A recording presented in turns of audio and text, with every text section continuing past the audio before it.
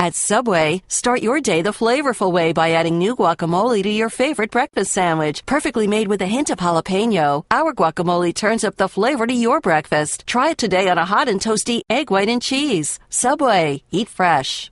The BS Report is a free-flowing conversation that occasionally touches on mature subjects. The BS Report. The BS Report with Bill Simmons. Welcome to the BS Report, taping this from Austin. We're at South by Southwest. And how many festivals have you been to, Wesley Morris? In my life? Yeah. Like how many different festivals or how many types of festivals? Different festivals. So this would count for like maybe in my year? Yeah. This would be in my life? Career. Career, jeez. Are you over 100? I'm probably not at 100. I mean, let's say I do 5 a year over 13 years. So yeah, that many It's a good number. So that's Where does 70. this one rank? I've never actually done this one before. This is my first time here. Look at that. Yeah, I mean, it'll be special. It'll be special. So why weren't you doing it? Because I think I needed a month off because between Sundance and Cannes, and then sometimes I go to Tribeca. Yeah. I just, for whatever reason, this festival was not one I went to. And also, for a long time, for me, it was a music festival. And I just didn't feel there were enough movies to make this a priority. Yeah. But this year, I've been invited by South by Southwest to be a juror, so I will have... I like when you judge stuff. You mean for work? I don't know. It just makes me feel like we have more credibility as a website. We have a juror. I mean, there's lots of things that we don't need any more credibility. You never know. We don't. I mean, You always have more credibility. The festival had been South by Southwest Film World had been asking, had asked me to be a juror. They felt like you had something against it, probably. You go to every other festival. Maybe, and I would see people from the festival at other festivals, and yes, I had not been to this one. So now I'm here. I'm excited. So what's your best festival story of a movie that everybody saw and just went bonkers for and it became a big hit and you knew it in the moment as it was happening? I have the opposite of that story. Oh, let's hear that. Even better. I have the opposite of that, which is seeing Lars von Trier's Antichrist. Oh. Which was the best movie-going experience of my life. What were people doing? I think Howling, you wrote about this. Booing, yeah. Getting up and leaving. Like, it was great. And that, in France, at the Cannes Film Festival, what they do is you don't just get up and leave. You storm out. Right. It's like a performance. Yeah. Your seat sort of slaps your actual seat slaps the back of the chair. You have to climb. You have to physically climb over 25 people to get out of your aisle, out of your row. And then you kind of skulk up the aisle, you stomp your feet. It's a very dramatic thing. And to have that happen like 15 times over the course of one 2-hour and 3-minute movie is just the best. And the movie itself is insane. If you've never seen Antichrist, it's you know great. why they did? Because France sucks. That's why they do it. People have to act Bill, like people in France act. Bill, That's my least favorite country. That's my least favorite country. Have you been to the other countries? Well, my least favorite of all the ones people go to. Have you been to North Korea? No, I'm not talking about that. I mean, my least favorite tourist country. Least favorite tourist country? It's a rude country. You could probably They don't really have time worse. for tourists. You could probably. I'm not going to name. I have limited experience. I'm not going to name how I'd much say it was worse rational. you can do. I can pick a very popular, currently in the news country. Okay. Some of my best friends live there. I don't like going because people are so rude. What was your best story? Wait, I'm recovering. No, getting out of France. Your best festival story. Best what was the best festival movie you story. saw on a festival that took off and all of a sudden, here's what I think happens at festivals. They show movies and Harvey Weinstein's in the men's bathroom waiting for somebody to pee so he can you're not leaving the bathroom until I give you this deal and I've got stuff a good like that Harvey happens. Weinstein in the bathroom story if you want to hear. I can't tell that story. It's not dirty or anything. It's not that interesting. I've got a good Harvey Weinstein in the bathroom story. I won't tell it. I won't tell it. can't I won't tell tell it? it. I won't tell it. I won't tell it. I won't tell it. I can't. I won't. Okay. I won't because we want him to stay our friend. Okay. Or something like that. Best story. I think Whiplash at Sundance last year was one of the more exciting things. Because, I mean, off the top of my head, that was one of those things where you just knew when the movie ended, and it's got a great ending. It's got this triumphant ending, this ambiguously triumphant ending. And you just knew people were just going crazy. The applause in the theater was thunderous. And sometimes at festivals you can get tricked and you can think by the time the movie's ended that you are watching a movie that will conquer all movie-going for like the next 2 years. And then it turns out, X studio picks up the movie, doesn't do anything with it, puts it out, it plays for 2 weeks, and then it dies. Yep. I didn't feel that was going to happen with Whiplash, even though technically that is what happened with Whiplash from the standpoint of what Sony Pictures Classics wound up doing with it as a distribution property. But it lasted, it more or less played from the moment it opened until the Academy Awards. I bet it had a big VOD thing too. I mean, maybe now, but they didn't, it was a pure theatrical release.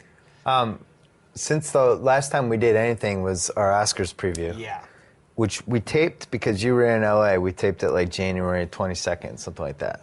That's why we did it? Well, I came there to do that. Right. When David Jacoby calls me, I just show up. But we thought it'd be cool. Oh, what can change? Oh, yeah. But there's so we do Best Actor, and we have a whole Michael Keaton Batman thing, because at that time he was like a 20-1 favorite to win. Yeah, it seemed pretty to bet $20 to win $1. Yes. And then over the course of 3 weeks, all of a sudden, what's his face? Stephen Hawking guy, Eddie Redmayne. All of a sudden, he's a 20-1 favorite, and there's no... What happened in those 3 weeks? Common sense, I think. I mean, we talked about this.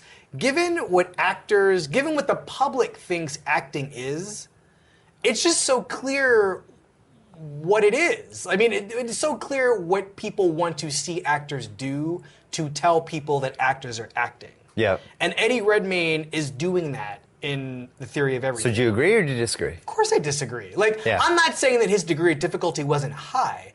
I just don't find that kind of acting interesting to me. I understand that it's probably not easy to do. And I think that the admiration for the technique involved and the skill involved in making that physical transformation is definitely admirable. But I actually don't respond to that kind of acting. Something has to come from within the actor. And I think Eddie Redmayne's advantage in that regard was pretty strong. Because he does have this kind of internal goodness. He has like this boyish quality that you really involuntarily respond to.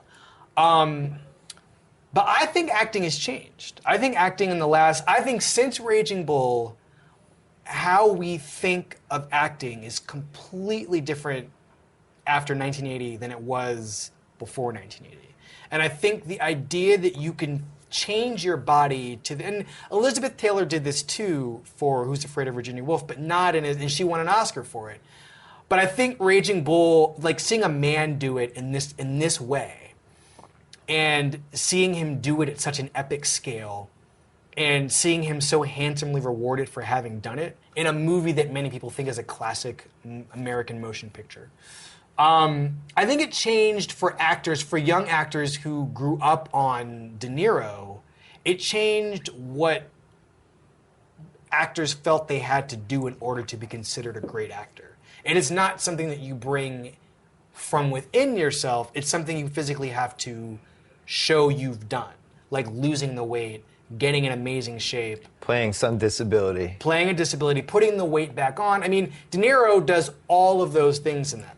You think Cooper kind of qualified for that by putting on the 40 pounds of muscle for Sniper? Not really. Yeah, but I mean, it wasn't... I mean, he's at a disadvantage because, I mean, the controversy of the movie, he's not, Chris Kyle isn't Stephen Hawking. I feel like he's at a disadvantage because what Eddie Redmayne had to do made him disabled.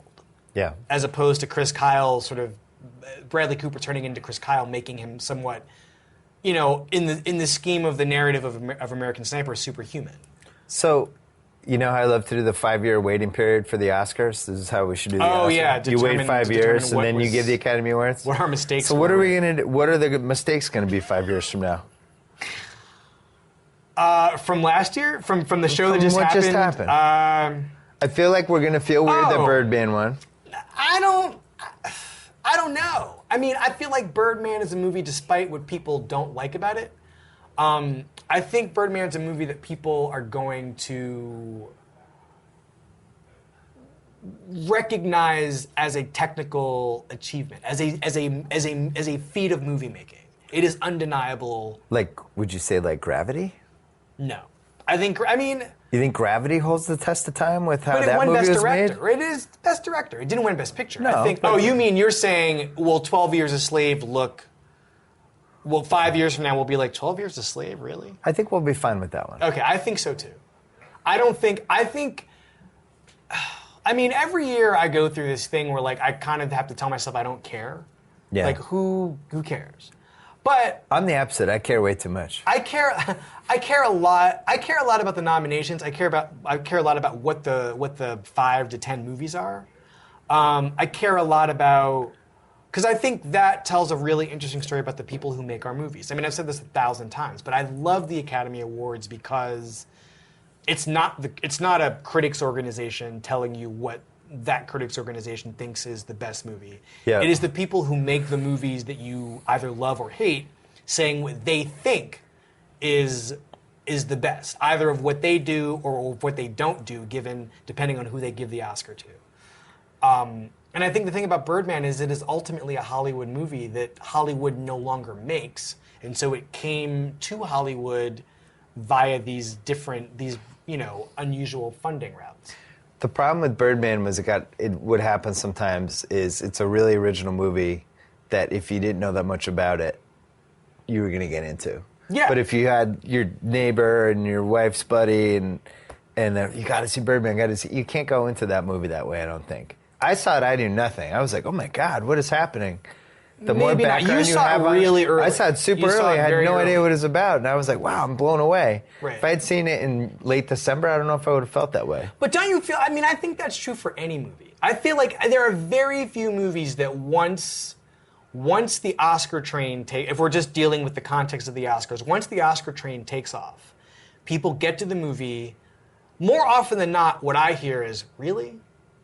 But sometimes it works the other way. Like Sniper, I feel like went the other way. Where people are like, oh no, that movie was good. Like they're going. It's always against the grain. That's a different thing though, because I think that movie had a life irrespective of the Oscars.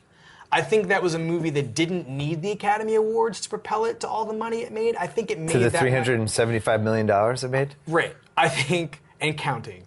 I think that there's something missing at the movies right now. And American Sniper sort of accounts for, it overcorrects for that lack. I had so many jokes for there's something missing at the movies right now that I was ready to go. You mean like watchability?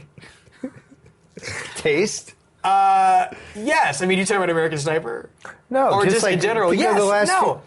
But no. That is a legit. That's a non-sarcastic answer. I shouldn't be so excited to leave focus. Like, hey, that kept my attention for 2 hours. I was Thank surprised you. by your email to me after you saw that movie. Will Smith is back. He was back. He's not a crazy person anymore. No, right? No, he's back in the land of the sane people who makes half-decent movies. It's true. I just wanted that Will Smith back. But you see what's happening, and this is what you're getting at. We're operating at such diminished standards of what is acceptable that a mediocre. I found that movie entertaining enough. You liked it. I read your review. You liked it. You were happy with it. I was happy with it, but I was.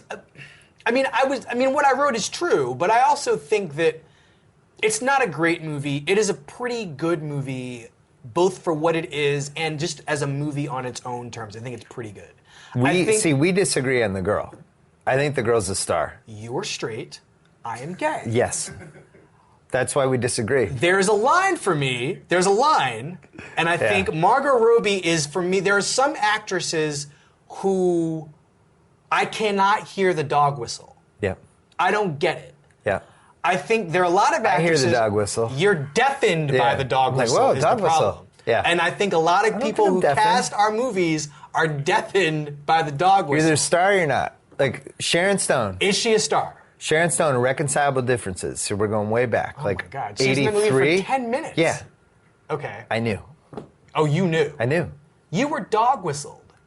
I Because knew. I it- was like, who is that? But, okay. So I then can't believe I'm Action gonna Jackson. Go on. I knew it. And then Alan Quartermain? Total Recall. Boom. It was all leading to Basic Wait, Instinct. I wa- could spot it for 8 years. You knew. Okay. Certain female actresses just have it. Can feel it. I'm very much in agreement with you about Sharon Stone. But I will say this, and this is partly that she might be the line. I mean, and Sharon Stone is somebody that, I mean, I'm only telling you this because she's come up now as a topic of conversation, and we're talking about the line and dog whistles and that sort of thing. I used to know Sharon Stone. Do you know this about me? Sharon Stone kind of got me my first adult job. Look at Jacoby. What? Yes, Sharon Stone more or less helped hire me at the San Francisco Examiner. Her husband was Phil Phil Bronstein. Yes. So I have a soft spot for her that exists like I have a soft spot for her too. you have a hard spot for her. They're very different things. I probably owe some of my career to her. There may be five people I owe my career to. She is weirdly one of them. I think the thing about Sharon Stone for me is I'd never watched her in any of those movies thinking she was going to be a star. Basic Instinct happens, and I felt like she was dog whistled into that part. And I feel like one of the things that gets you a part like that is that other people say no. And I feel like Margot Robbie is happening now because other people don't want some of these parts. I've been wrong. I was wrong about Kelly Preston, who owned the mid-'80s for every teenager who was in high school, and it Yes. never worked out. You were but wrong I feel like she got Travoltaized. Maybe. I mean, yeah. I don't think you but- can have a weird but- marriage and not get also weird. But okay, well, let's go into specifics. Let's Yeah. talk about like what it is about, for instance, Sharon Stone that puts her over for the time that she was put over. All right, well, let's talk about Kelly Preston because that's a better Well, example. I can 'cause they tell didn't you make what it. she doesn't do. I What? mean, she talks too fast. Kelly Preston? She speaks way too fast. Like she in a movie, Jerry Maguire should have been her 2 scenes in that movie or 3 scenes in that movie should have been. I mean, she should have been the sort of negative Renee Zellweger Yeah. in that movie, but she delivers her lines too quickly. Like you really have to, not in a screwball comedy kind of way. It's like a speech impediment. And there's something about her that you want her to slow down a little bit. Jennifer Garner also I didn't realize has she this. spoke in these movies. Is that true? She really does it for you that much? I know. I didn't realize she in the mid-'80s movies. I don't remember her having lines. I don't remember that either, but when it really counted and she was getting these good parts in these big and biggish movies, I mean, the thing that holds her back to me is that she doesn't have. I mean, there's got to be sort of a pitcher or like there's some sports equivalent of this problem, but she Somebody doesn't with great have. stuff who doesn't win? No, she doesn't have the great stuff, is what I'm saying. Oh.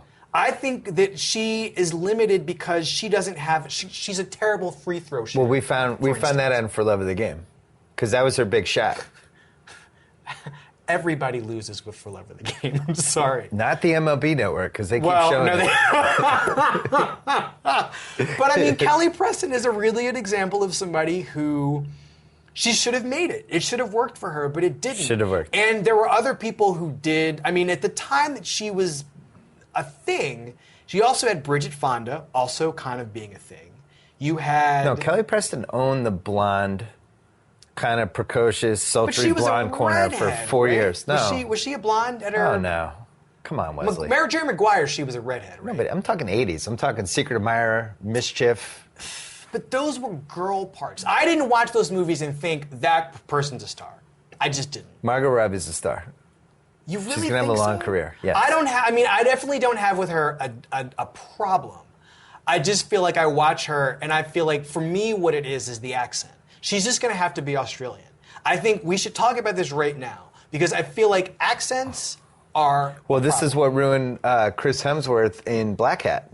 This is what. Just have your Australian Just accent. be Australian. Why are you trying to talk like Sly Stallone? There's no reason for Chris Hemsworth to be American in the movie.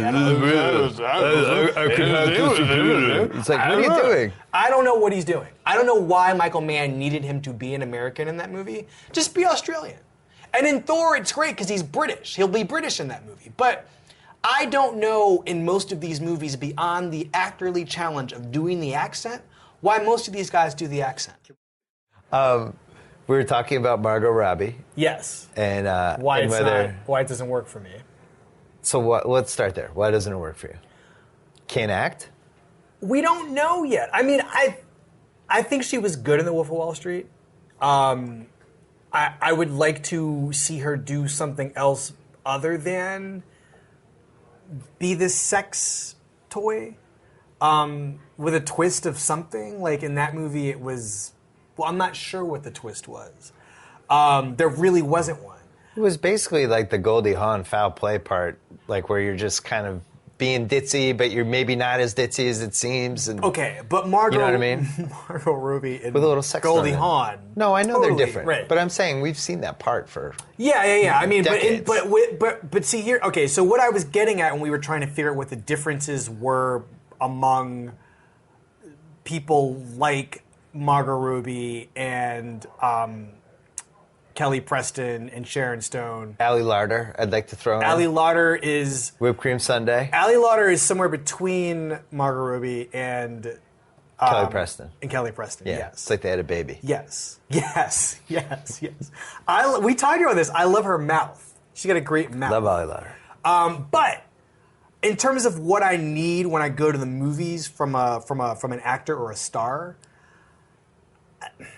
I think that the thing, I mean, you were giving me a list of women, like, who would I respond to? Like, Scarlett Johansson is somebody who is used in a similar way by movies, but I respond to something about her. She's become a female Terminator. She has been used by a handful of directors as this sort of object of technology. Like, she's been turned into robots. Literally. She's been software. Yeah. Yes. Jacoby loves Lucy. I love Jacoby for loving Lucy. I actually thought of sending Jacoby a fake news service story that Lucy was going to be turned into a TV series with Scarlett Johansson. He would have been over the moon. It's too soon. It would have been over. Yeah, no, it's too soon. I mean, I feel like she hasn't quite maxed out the movie thing. See, we think Russell Westbrook is Lucy. Okay. He's better at basketball, and his brain is now, it's like he's now at 7% brain capacity, right. And he's moving faster than everybody else, and we think he's Lucy. We think that's what's going on. And like in the playoffs, his skin's going to come off. He's going to be a robot. What % brain capacity accounts for those True Religion ads? Oh. I want to know. Like, because those are terrible. Yeah. I mean, I would say probably if there's anything 0.0. we can do to stop that from continuing, we should do it immediately. True Religion, I'm just going to say this. Can I speak freely? Yes. It is the worst clothing company for men, I would say, at that level in the country. I would say that might cost us a potential sponsor, but we never have sponsors. Bad people. The most unpleasant people wear True Religion. And Russell Westbrook, I do not consider to be a bad or rude or discourteous person. So maybe it's an image overhaul for them, but it's too late for me. That was a tangent. We can come back and talk about. My dream column that I always wanted you to write for us was just you watch a 1 hour loop of all the guys walking to the game at the beginning of the ESPN telecast. And you just go ham. But we'd have to get the video. Could we get the video? I love it. I would love to do that. That is one of my favorite things. Did you see what LeBron was wearing the other day? He was wearing like a striped, like maroon and navy blue striped sweater, probably cashmere, and a matching hat over what I think was a double-breasted blazer. It wasn't good. I think he's past now trying to be good at that. I think he's now just wearing clothes to go right. That looks comfortable. He's not competing with Dwayne. He's no one to compete with at that level anymore. So the crazy stuff that he and Dwayne Wade were wearing somewhat in tandem was also probably a competition and probably also something to do to take the focus. Is it a competition though? Both guys hire somebody to Yeah, get all their sure, clothes. I feel like sure. it's like a fake competition. It just isn't It's my interesting. guy is better Right. than your guy. But it's not interesting anymore. No. So now, like, when I watch these NBA players go into these games, I am disappointed by how either bad or uninspired I am by what they're wearing. I like how James Harden's move now is just the giant beats, the beard. The beats got to go. And he's the beats have to go. Isn't that like it's their defense mechanism to shut out the surrounding people as they're So walking say through? the commercials, but I mean, I think that there's got to be. I mean, I use. I just don't think they want to have a headphones. conversation with anyone. No, I get It's like, why they if I put wear these- the oh, headphones. Can't hear you. Sorry. No, I totally get it. Like, and the commercials tell me that too. But and I believe that is definitely No, the commercials are like, you need these to shield yourself from the abuse of people. Right. It's like, I don't know. I That's just don't the think they extreme want to talk version to of the what- doorman. Right. That's Yeah. And there's a little kid over there with an autograph. They're going to pretend they don't see me. Ah, sorry. Right. Don't see Yeah, you. I mean, got my headphones on. These beats actually make me invisible. Yeah, I don't know. I mean, anyway, let's come Who is the back. best? Wait, one more thing. Who is the best dressed NBA player ever? Jordan? Ever? Yeah. Are Who you wins? Jordan ever? No, I don't know. He was the most Jordan- famously dressed person. Jordan He was the is- first one who cared. Jordan's the worst. The worst. Okay. Wow. He's the worst. He always had a great reputation for it. For being the best? Yeah. Are you insane? He was like the first one. I'm just I telling don't what, even know what to I'm telling do. you what sports people think. Right. Oh, Well, it's educate us. They don't know. All time. I find this out from white schlubby sports writers. That's what I listen to. No, you can't listen to them. So First of Jordan all, was Jordan, bad. Jordan is definitely the worst. Jordan is still the worst. What made him bad? With all Is he due dresses respect like to Gordon the awesome Gekko? greatness of, it's not Gordon Gekko. It's like, oh, I really got to get this right because Gordon Gekko is very wrong. It's more like Michael Jordan now dresses, and it hasn't changed the clothes. He dresses like the guy your mom is going on a third date with because this is the best she could do at this particular moment in her life.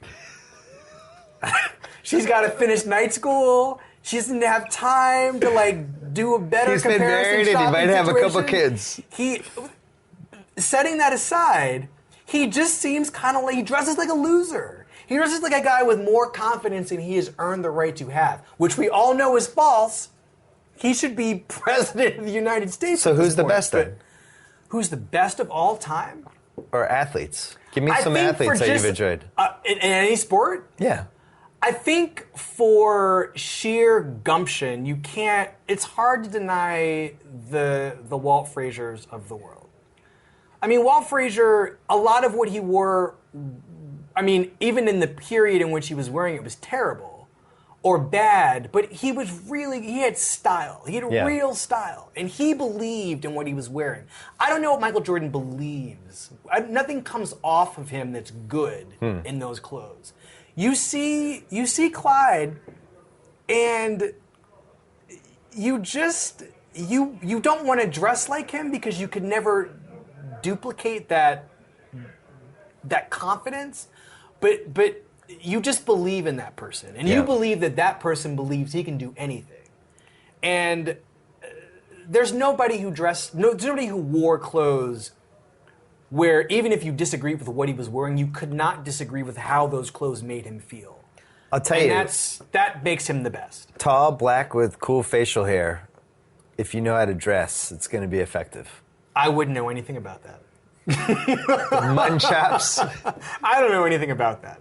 Those 6'6" guys, man, I think those suits look good. Tall, fit guys in general just have it made. They can wear almost. I mean, I now have enough tall people in my life where I hear all these horror stories about how the pants, like the inseam, So don't tough to quite get, reach whatever, my yeah. ankle.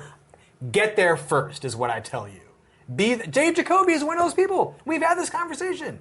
He can't, like, when you're a certain height, and you're blessed to be a certain height, expletives to you, you got to get there first when it comes to pants. Or have a really great tailor. Because when you get there, like the week after that stuff hits the store, I don't know. I remember always being jealous out of of luck. Magic, doing the show with Magic that year, could wear any color, really in the spectrum. You can't, no. And it's like... I know you're going to try to give him a compliment, but I can't allow you No, to I do just was always jealous of the colors. He wore a lot of colors, but he wore too Splashy much. colors. You know what, though? That's what splashes on TV, because I showed up the first season, and I had all these outfits, but it always looked like I was going to a funeral compared to the colors that those guys were wearing. Yes. And yet there had to be a minute, you had to kind of pop out and seem happier. I think was what I seeming learned. happier is the worst thing to happen to commentary on television. So you like my funeral strategy then? Uh-huh. My first day in PTI, I wore all dark tie with the dark suit. But we've talked about this. Yeah, you have. I mean, I think that tailoring... You're proud of me for the most I am part. a big fan of tailoring. Tailoring is the most important thing for anybody wearing anything. It has to look like it fits. And I think that what happens on TV, and I think the NFL guys really... Well, they saw could wear it. the giant David Byrne suits. They don't do that anymore, though. And I think that Shannon Sharp...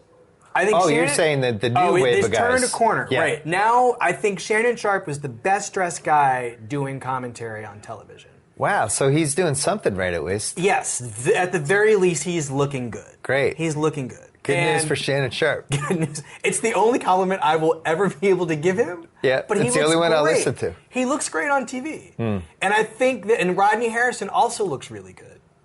What do you think of the outfits that Bob Costas wears? No comment. He'll wear like the overcoats with like the suit underneath He's and a like the classic- Sherlock Holmes clock. Right. He's a... Okay. God bless you. Thank you. I think Bob Costas is from that generation of guys who just like wear a blazer and it's a blazer and that's it. I don't think they're really thinking about how it looks on TV beyond it's not making them look bad. But I love watching what the commentary guys were. I think you look great. When you were doing that show, I thought you looked really good. You didn't like when I mixed Italian and British, though. I think there's some... I mean, I don't know if I phrased it that way. Well, we talked about it. Right, we but texted. I think that there are I some got things away that with it, but I was don't- bending some rules. You can get... I also think that you're not being like a massively tall or massively muscular person kind of works Thank to you. your advantage, too.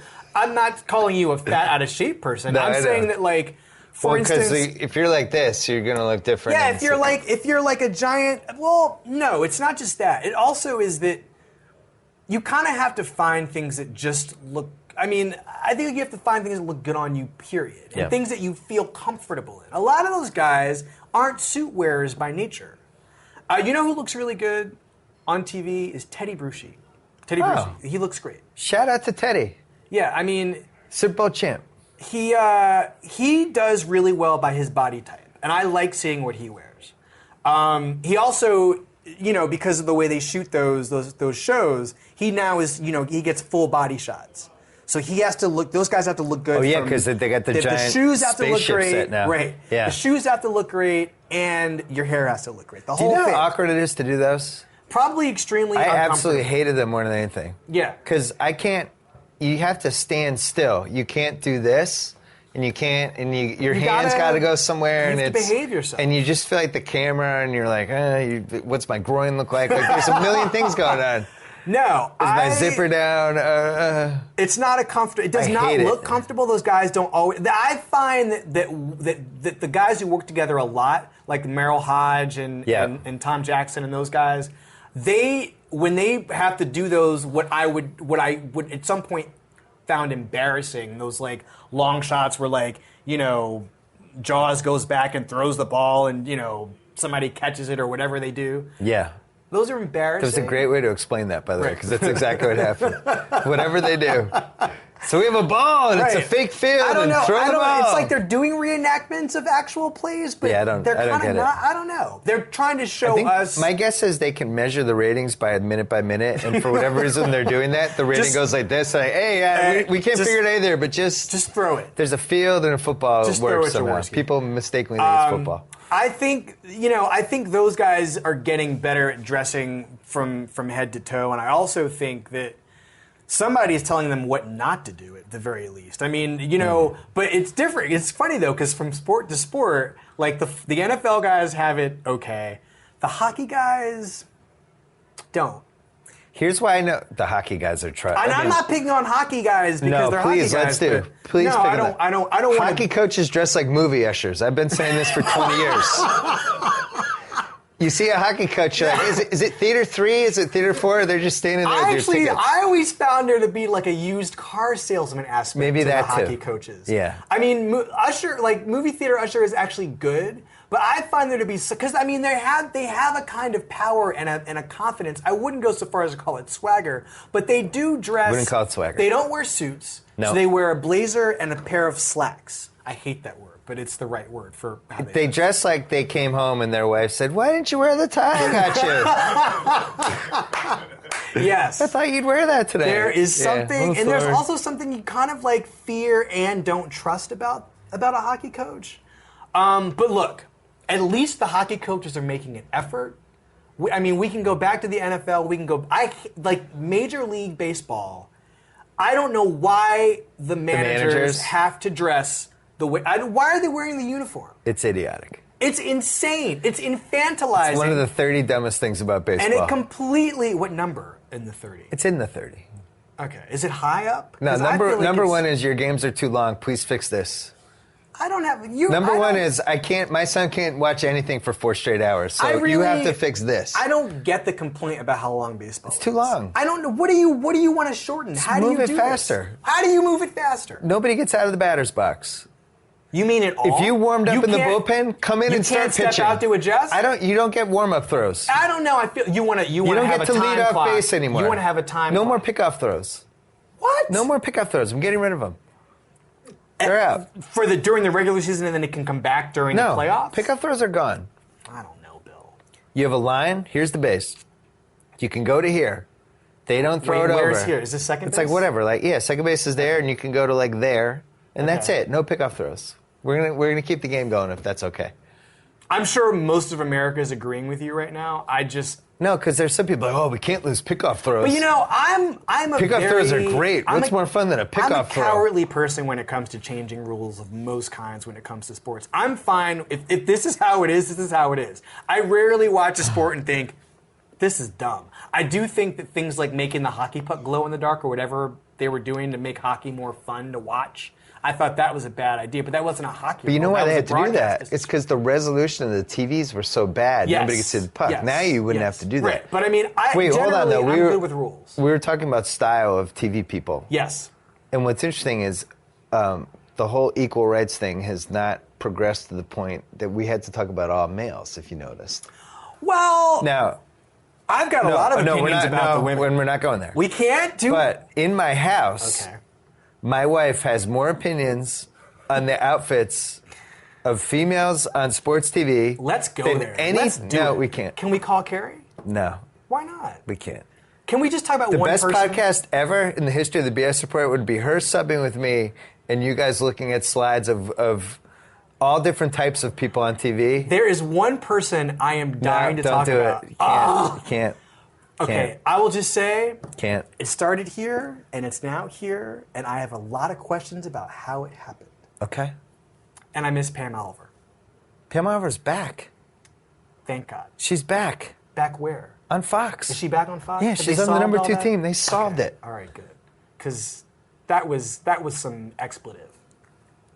That's all I'll say about that. She was quietly a pioneer. In all the ways we think she's a pioneer, but also I remember just being like, oh my God, who is that? Yeah, me too. She was just, yeah. Great. everything. Good job by Pam Oliver. All right. Yeah, Yeah. I second that. I'm glad she's back. Me too. Yeah, I didn't so, know, but I'm glad she's So what we'll do is we'll tape a whole BS report that will just never air, just for our own, just for our own fun. Me and your wife? Almost don't know if my wife could even be on that. I feel like her head would explode. With rage? She just can't handle it. But I don't understand. What's the problem? Do you understand that my daughter thinks she knows how to dress now and comes down in these mismatched outfits? And it's the worst thing that's ever happened to my wife ever. That means she just lives in L.A. She's like, you dress like a Russian. How? You're not Russian. Everybody in L.A. dresses like a Russian or something. Like it's the car. It's the weather and the car. People feel like they spend all this time in the car. They have to have all this. They have to have all the outfits going at one time. because I had a theory about this, and now I'm not doing a good job of articulating it, but there's something about being dressed in Los Angeles where people just don't trust their initial instinct, and that rule that, the rule that it's, before you leave the house, look at yourself in the mirror and take one thing off. I think in LA it's the opposite. Before you leave the house, look in the mirror and just put 2 things on. And then get in your car and then put whatever you left in the passenger seat on when you get out of the car. That's everybody in Los Angeles. But here's what are you following what Chip Kelly's doing with the Eagles? Oh boy. So he's just it's like a fantasy team, right? It's like, hey, it's DeMarco Murray, I'll grab him. I like Chip Kelly, by the way. That's how people in LA dress. They're like, I like these boots. Yes. And I like that skirt I bought. And I like that jacket. I'm just going to put them on. I'm just going to make it go. work. It's just going to work. It's just going to work. I just bought DeMarco Murray. I'm going to throw him on with my jacket. It's a problem. So anyway, that's my daughter. That's a thing. Welcome to LA, Bill. This is your real welcome to Los Angeles. I've had a lot of welcome to Los Angeles. I'd like to hit the fashion stuff. Okay. On the podcast. I think we could torture Wesley with slides of different. A Michael Jordan slideshow with Wesley just having a heart attack would be pretty good. I'm looking at Jacoby, not the camera. He's the worst dresser in the NBA. I find that shocking. That is shocking. He was always on the list. And not knowing that Michael Jordan is famously a bad dresser. But he was always on those lists for best dressed guys. Mr. Blackwell's maybe. I'm calling of the worst. I'm calling up best dressed right now. Oh, you do that. Can we go back to this? You Margot never Robbie said thing, who was by the the. way? Oh yeah, we never got back to said, ScarJo. I mean, we got to finish this. And then we'll wrap it up. All right, go with ScarJo as I Google Michael Jordan. I think that the thing that hindered her for a while was that people only thought she was hot. Yeah. I think she demonstrated. I mean, and I think there is an argument to be made that she was always and arguably a good actor. And I think the ways in which she was used in movies was purely as the sex object. And I think that what adulthood has given her is a way to think about how to still be sexual and also... Yeah, keep the sexual part. But that has to be her choice, right? Okay. So she chooses to do that, but she has to find a way to do it in a way that makes her still feel confident as a performer, right? Yeah. And I think the transitional thing for her was doing that Broadway play that she won the Tony for. Okay. A View from the Bridge. I think it gave her confidence as an actor to then make these other choices in movies that weren't going to put her at the top of the box office. I mean, because she smartly is in a franchise. She'll always have, blockbuster work. But every other choice she makes is really interesting based on this collaborative spirit that she has between these male directors, at least at this point, who want to use her in these sexual ways, or these, sort of technological ways where they conflate sexuality and technology. But I feel like in all of those parts, she has a say in how she's presented. She's one of the very few actresses I can think of working right now who is capable of doing that. And I find that really interesting. And I don't know if that makes her more appealing to the Bills of the world. She needs to play a divorced diner waitress who's just trying to make ends meet. Just make one of those. But you wouldn't want to watch her do that. Just do one. You Just would get never it out of watch the her way. do it. But why? Well, You wouldn't there's want some way to do it. Okay, what would you like to see Scarlett Johansson do? What would I like to see her Because do? this is the real... I mean, I think that... You know what I'd like to see her do? Yes. Here's a great part that I think gets underrated gets underrated as an awesome part. Yes. The Julia Roberts role in My Best Friend's Wedding. Yes. The woman who can't believe she's not married yet and now goes to her best friend's wedding and with determined to ruin the wedding. Yes. But yet she's somewhat likable, and even though she's basically a terrorist, you don't feel like she is. Quite right, yes. Because it's like, well, you're like making excuses for her, but she's a horrible person. Yes. That's who she needs to play in a movie, and I don't know what that movie is. And I want to see if she can be funny. I want to see if she can be like sexy but crazy but you but don't funny. know that she can be funny? What has she been funny in? I think she's funny in a couple of those Woody Allen movies. I think, not Match Point, but... Match Point's grim. Yeah, I no, love Vicky Match Point, Cristina though. Barcelona, I think she's funny. I think Yeah, she was good in that. I think the Magic one, I'm not going to remember what it's called, where they're... I don't remember what it's called. But she's funny in the other one that... not Sleuth, but something like that.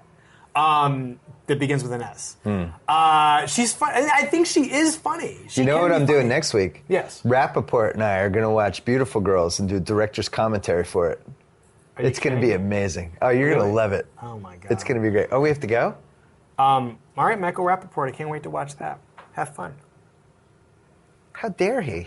I'm saying he's got a lot. I mean, that movie. The people who love that movie baffle me, many people do. Men and women. Then I baffle you. You always baffle me. I think it's a great. This is on the list. This is like number 30 on the list of things. This that is baffle me. It's a great piece of pre-internet nostalgia for me now. It's Okay. one of the last pre-internet movies. That's a good. Where you just throw a lot of people in a movie, and the theme was basically about when you hit your late 20s, women are going to ruin your life unless you don't let them. This is a good point. And it was it's this whole genre that's that's a just genre gone. of movies that that no longer exists. And You are there's this correct. whole ideal you have in your head that you might get to, but you're probably going to have to settle for this. You know what I liked from that period was Singles. One of my favorites. Singles is a better version of that for me. Much better. Yes. But Cameron Crowe is still bitter that he screwed up that movie. He He cast the wrong guy as the lead. Who should have been the lead? He thinks he blew the lead guy. Who should have He been? cast Campbell Scott, and he tried to turn him into kind of a early 90s bro. Man, everybody Never wanted made it. to. Everybody And Matt screwed up Dillon on apparently Campbell's. never kind of bought into the Eddie Vedder part, or whatever part. He's the Citizen Dick lead singer. Oh wait, Matt Dillon? Matt Dillon. He played the lead, and he was like, he couldn't yes. get that one right, and he didn't get the other guy right. No, there's a lot of miscasting in that movie, but they're all like older than they're supposed to be or younger than they're supposed to be. I don't know. There's a kind of Good like soundtrack. you don't believe. Yes, great soundtrack. You don't believe those people as those people. I like But the movies that writing is capture certain eras that you know are going to shift and become something else, and then somebody made a movie right as all the stuff was happening. Like so, what? like Reality Bites is another one, right? Yes. It's like in '93 and '94 it was really hard to find a job.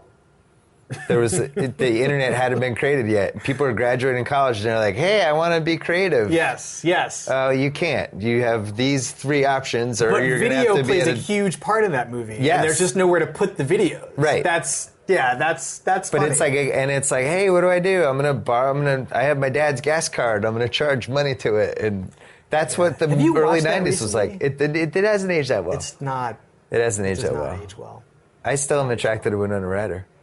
Yeah. I salute you. Okay.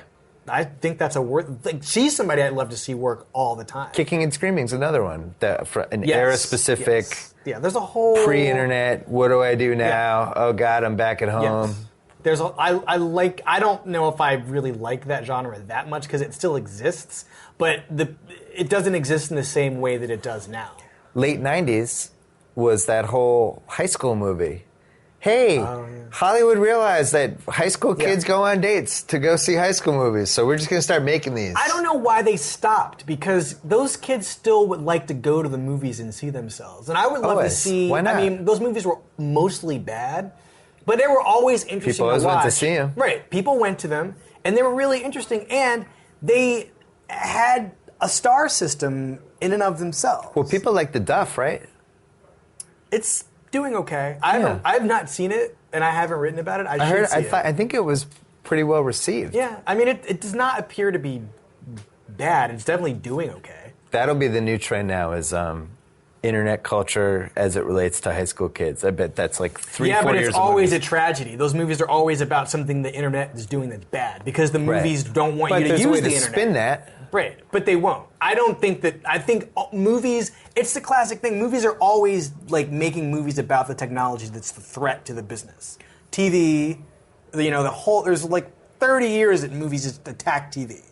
Yeah. From like Facing the Crowd to Poltergeist and like even Barry Levinson's Poltergeist. Avalon. Yeah, I forgot about All that. those movies are about like Videodrome. All these like any threat, The Ring. Like The Ring is about the threat that a dated threat that the VHS poses to the movies. I mean, I don't think that you're going to get a teen movie where like the internet's great. It's going to be like the internet, some guy's going to come and like sexually assault you. Don't go on it. There's got to be some way to do Sorry, it. but it's true. Of course there's a way, but I mean, you have to incentivize somebody in the studio to write that movie. and to release it. I don't Lord know. knows that's not going to happen. I don't know. He's Wesley Morris. He's at South by Southwest all week. You'll be writing reviews, correct? Of things? Maybe not? I'm a You're juror. judging things? I'm a juror. I can't write about what I'm juroring. You can't do something after the fact? I could. Yeah, I mean, and a lot of the movies that I see will probably get distributed at some point. Congratulations on your National Magazine Award nomination, by the way. Oh, thank you very much, We're very Bill. proud of you. Lost to It was a good Jerry day. Saltz. Yeah. Very nice. I Very thought nice you guy. should have won, but I'm biased. Thank you. I thought you had a great year, though. We'll be back South by Southwest, Austin. Bunch of more guests coming up. You're welcome. So I get to sign off. Whoa! Thank you for downloading the BS Report with Bill Simmons. Too much fun. Check out more podcasts at the iTunes Music Store or at Podcenter at ESPNradio.com. Peace out.